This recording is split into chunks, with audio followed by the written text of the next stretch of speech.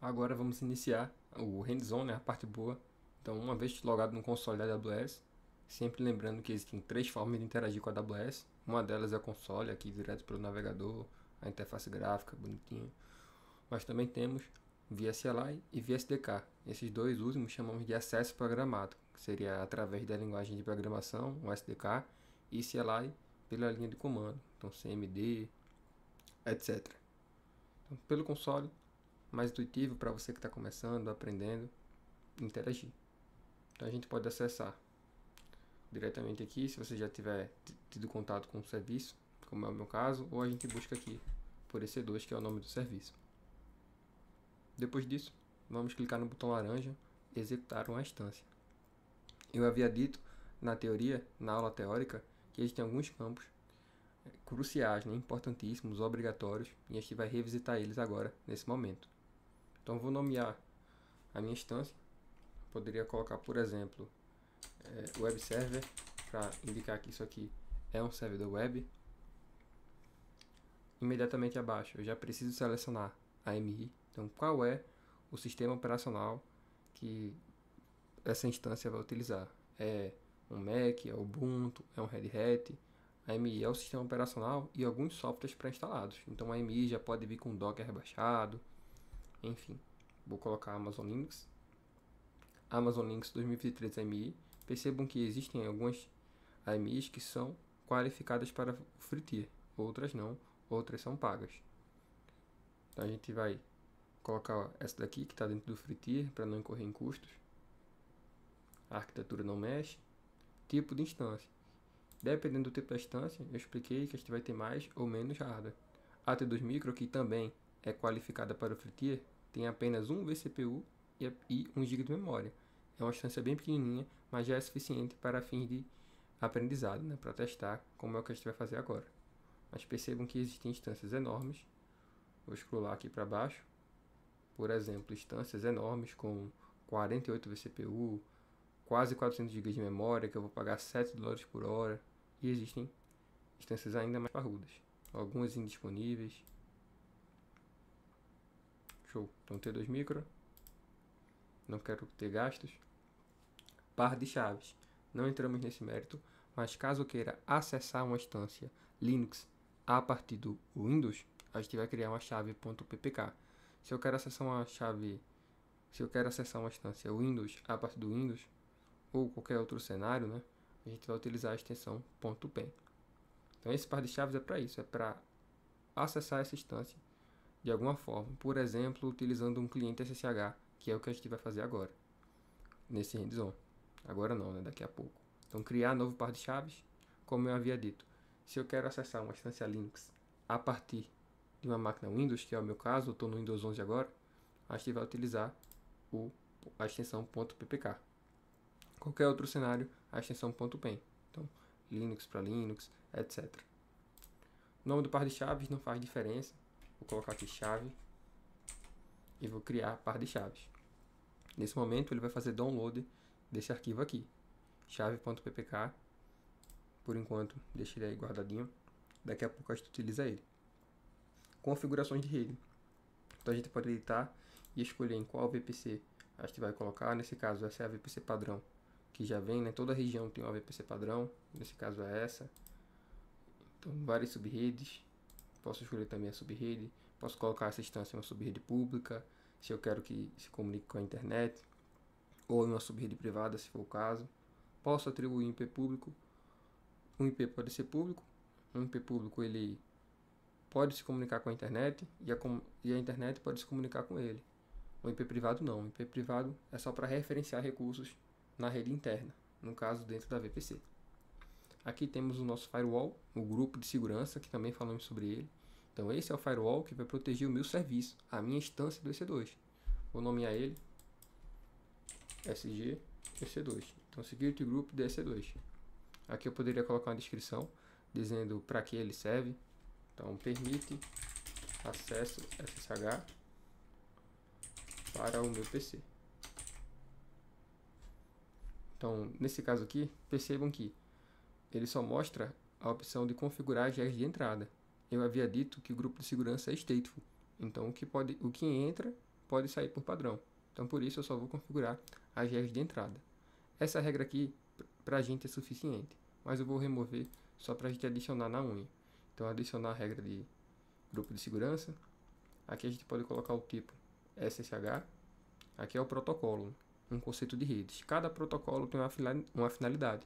O protocolo SSH é para autenticar, né, se conectar em instâncias Linux. Então, o SSH ele já vai referenciar aqui a porta 22.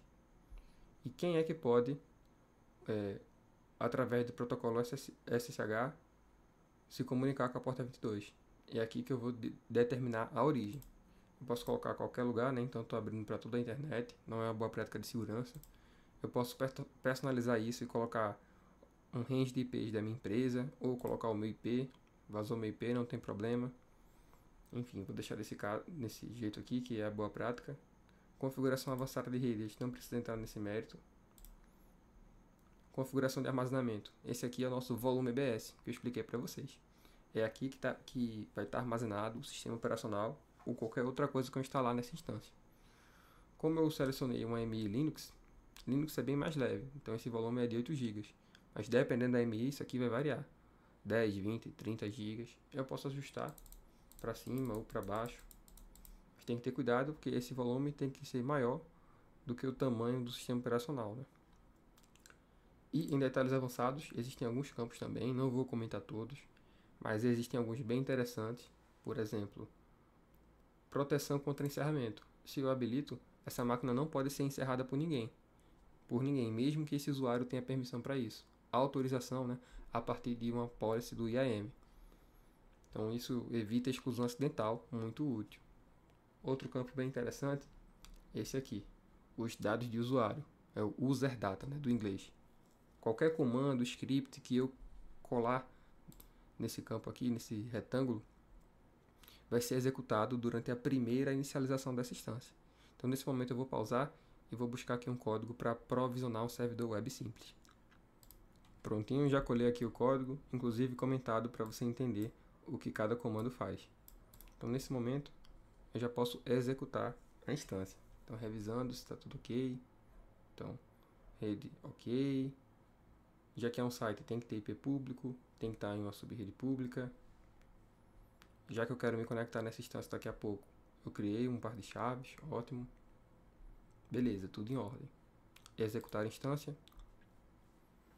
E um dos benefícios da nuvem, opa, teve uma falha aqui. O que é que ele diz? Nome inválido do grupo de segurança. Tá bom, então bora corrigir. Então, editar configurações da instância. Quem sabe faz ao vivo, né? Então, qual é o problema aqui? Então, acho que é o hífen que ele está reclamando. Deixa eu ver. Não li a mensagem. Deixa eu ver se o underline ele vai aceitar.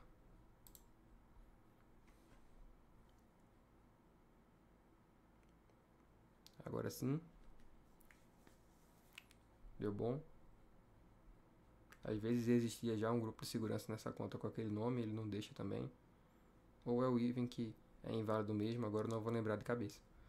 Enfim, essa instância já está rodando. Um dos benefícios da nuvem é justamente essa questão da agilidade, né? Tudo muito rápido, então, em questão de segundos, no máximo ali minutinhos, isso aqui já está provisionado. Então essa instância já está em execução.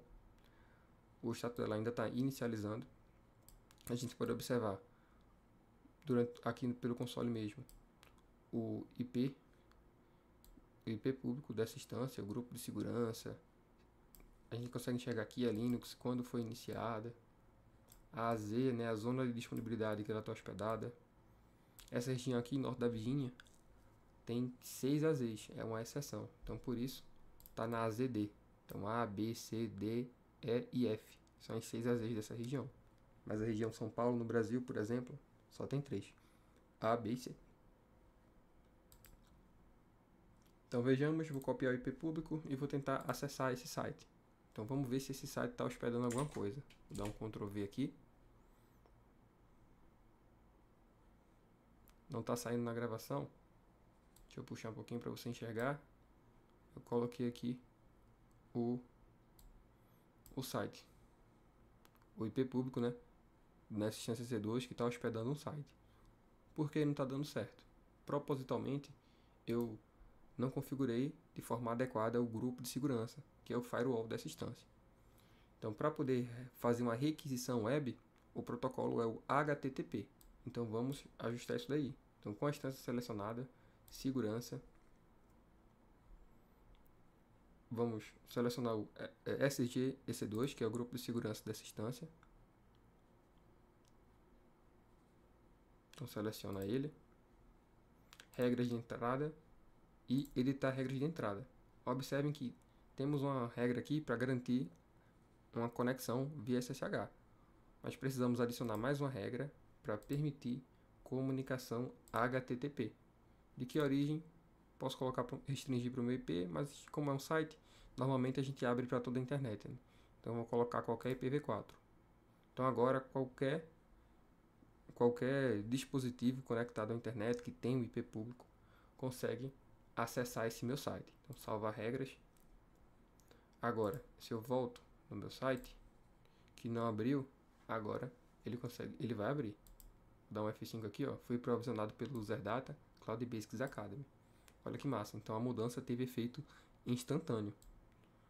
Então o grupo de segurança, mais uma vez, é isso. Ele é o firewall da minha instância C2. Ele é um firewall que atua no nível do serviço. Então protege uma instância C2, como ele está fazendo agora. Pode ser uma instância do RDS, que é um serviço que provisiona banco de dados.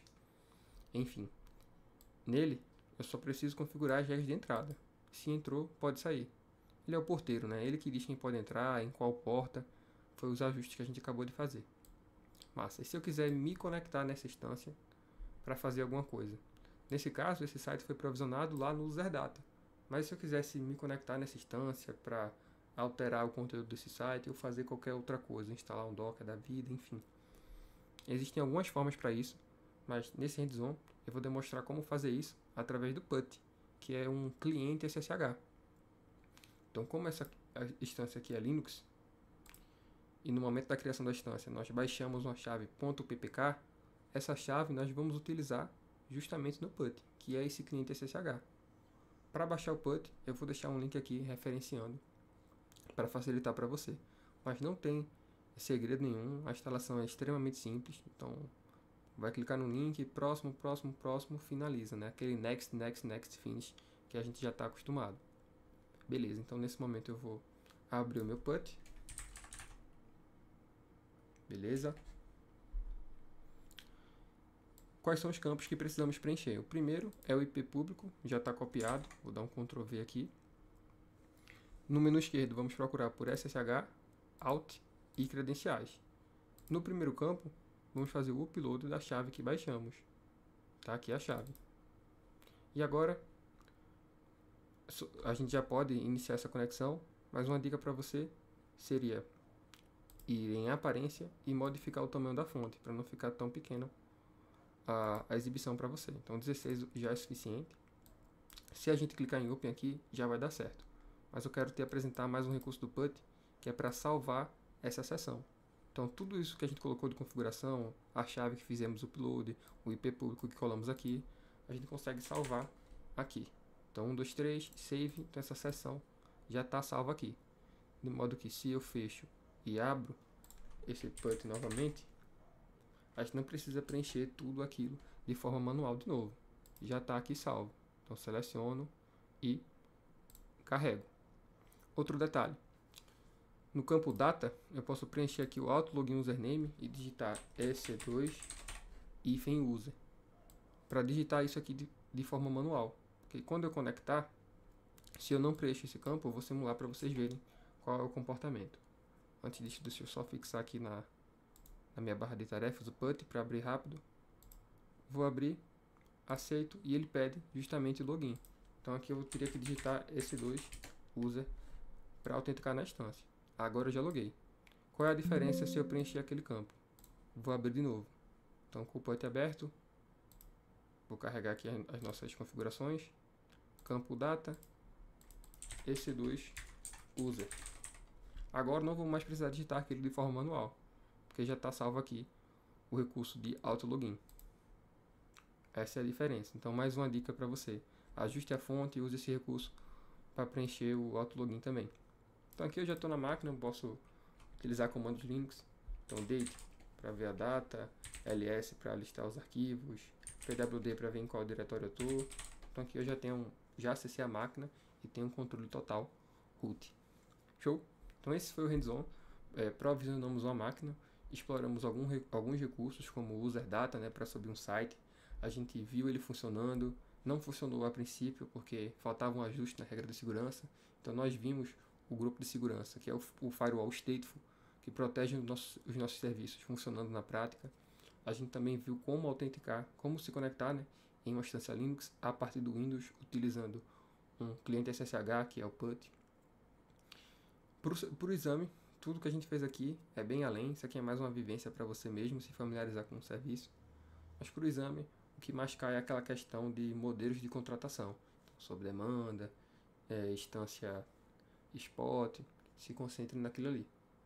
E para sua carreira, né, para o seu dia a dia, é bom ter pelo menos esses conceitos de como acessar uma instância, os principais campos. Então, isso aqui é super pertinente. Essa foi a demo, esse foi o hands-on.